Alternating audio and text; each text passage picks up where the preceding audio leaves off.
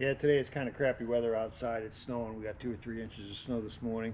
So I'm going to do a little bit of shop work today. Today I'm going to take the monitor out of this tractor and all the wiring harness and put it in that newer tractor I got over there for 7220, because that's where we're going to run the baler on it now. So this is going to be the baler monitor, so that way it's ready to go come spring.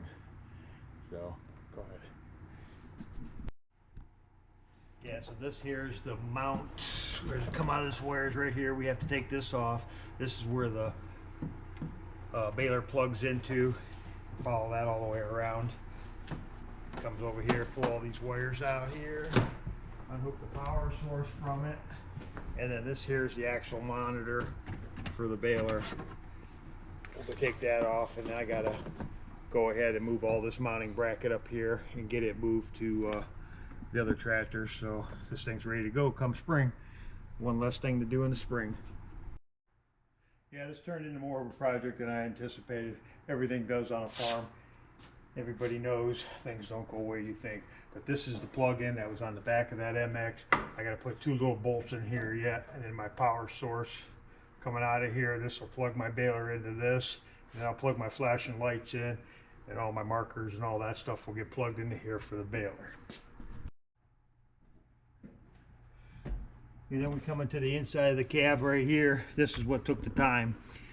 There's nowhere to shove these wires through this cab. You would think there would be, but not so much. So I ended up cutting this seal out, going underneath this vent. This vent here, always here, it just runs up this rail. That just vents your fuel tank. That way when I pull my window closed, lock, it'll all work good. I just have this one little plastic cover then, which will go back on here like that, cover all that stuff back up, and then follow the wires. Okay, then up front here, I ended up taking this bracket off the other tractor, and there was actually some holes and some mounts up here.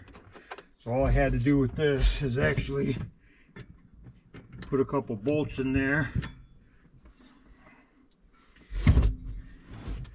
and then this will bolt onto here. Pretty simple.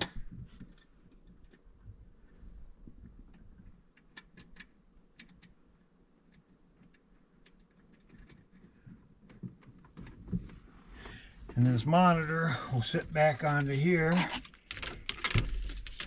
go back down onto here. That way I got my monitor, and I'll put it at the right angle when I tighten them bolts. Well, the plug power source for this cord, which runs this monitor in the system, is down here. I had another plug rigged up for a sprayer, and I always checking because I have not used this tractor before yet. So I wanted to make sure we had power at this plug right here where this stuff all plugs in. So I just take this, turn the key on, and I just hold this on the ground.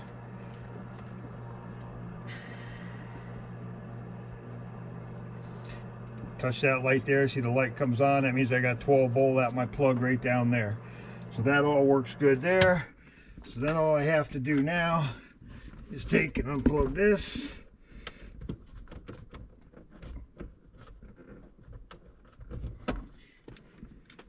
That comes off of there. That's this extra cord.